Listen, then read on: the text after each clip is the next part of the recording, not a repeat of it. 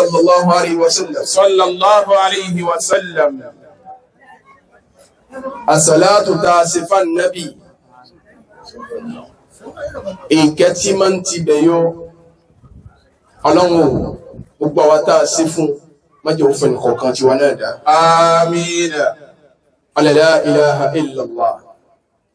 Ala Muhammad Rasulullah. صلى الله عليه وسلم. Lẹ́yìn ìgbà tí a ṣàṣàlátù fún Nabi,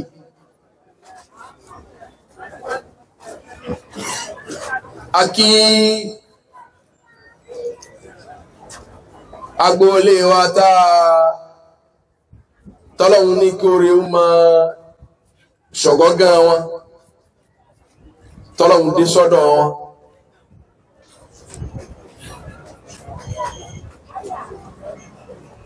Gbogbo agboolé.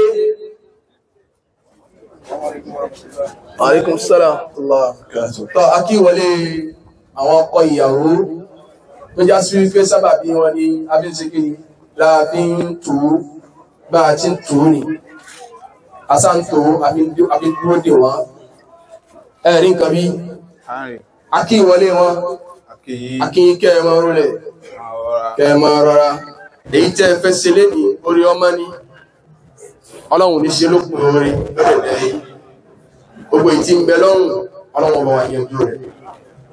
La ilaha illallah ala Muhammad Rasulullah. Bákan náà akí gbogbo ẹbí Gerardo, gbogbo tí ń jẹ́ ẹbí Gerardo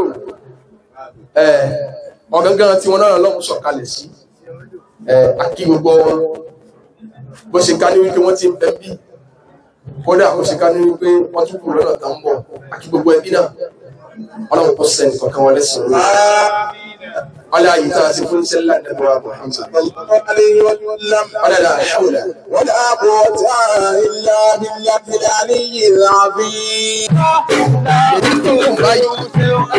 yóò bá sọ̀wọ́ ẹ̀kú sáwà